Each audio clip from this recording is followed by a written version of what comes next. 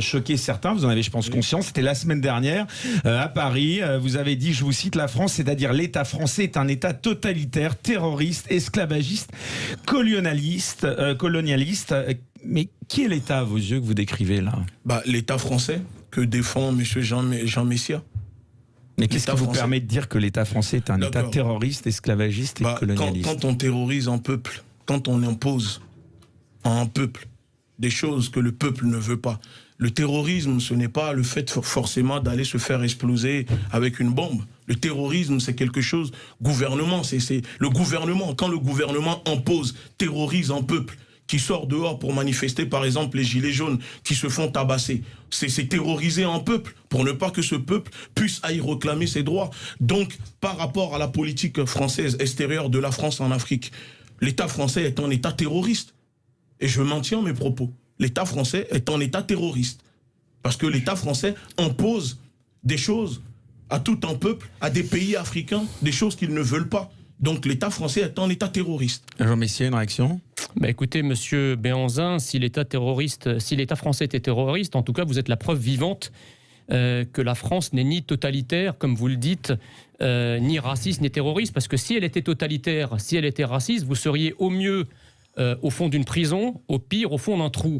D'accord, oui. Donc je pense que la France, par contre, est suffisamment idiote de tolérer que quelqu'un comme vous mouvement l'insulte aussi gravement. La dissolution du mouvement de M. Béhanzin. Je ne connais pas votre statut, franchement, mais si vous êtes, si vous êtes immigré avec une carte de résident, je ne comprends pas pourquoi vous n'êtes pas déjà dans un avion pour repartir de là où vous venez. En tout cas, si j'étais ministre de l'Intérieur, ça serait déjà fait. Mais vous le serez jamais. Si vous êtes français, eh bien vous être la preuve de ces folles politiques migratoires qui ont accordé la nationalité à des ennemis de la République. D'accord, mais monsieur Oussama Boutros Messia, Oussam Boutros Messia. Oui, monsieur Sylvain Afoua.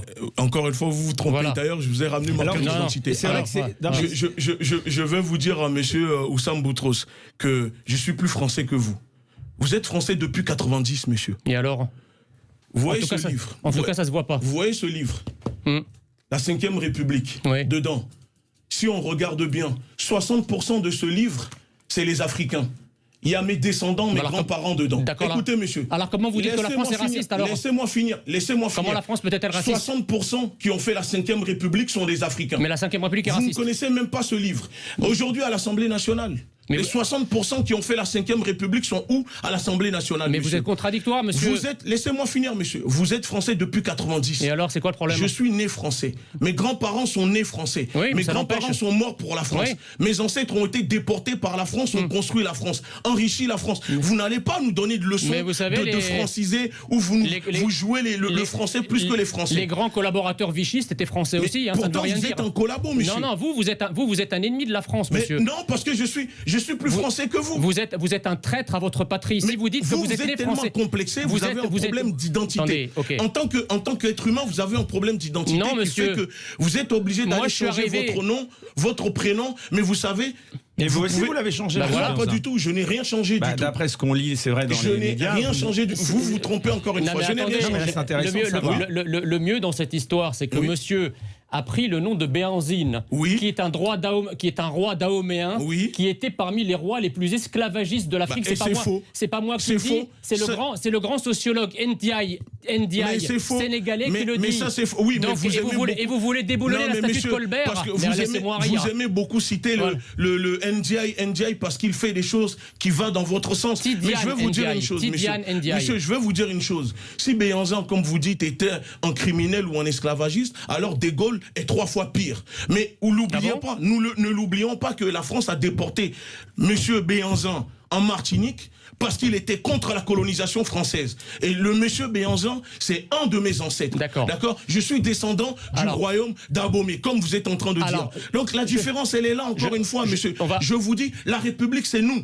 C'est nous la République, ce n'est pas vous la République. On peut se parler calmement? C'est nous la République, ce n'est pas vous la République. Je peux vous répondre calmement. Je suis très calme, monsieur. Moi, je vais vous répondre calmement. Oui, on y va. Vous m'avez dit, et c'est d'ailleurs très intéressant, que la Ve République, ce en quoi je suis d'accord avec vous, effectivement, il y avait énormément de personnalités d'origine africaine dans la Ve République. 60%. Il y avait même de plusieurs ministres africains dans la Ve République. Voilà. Donc comment pouvez-vous, à partir de ce constat, maintenir cette idée complètement délirante que la France est raciste? Bien sûr. Attendez, je termine.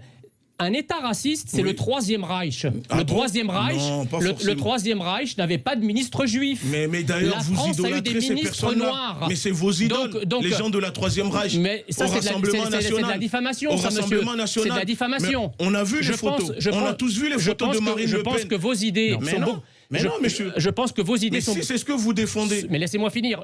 Vos idées sont beaucoup plus proches... D'accord, de l'intégrisme et du racisme du Troisième Reich que les miennes. Mais c'est plus vous qui défendez, et c'est vos amis.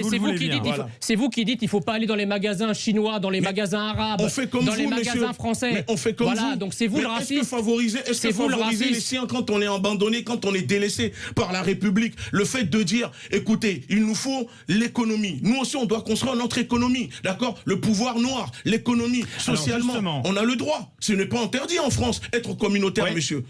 Est-ce que le code pénal interdit à quelqu'un d'être communautaire?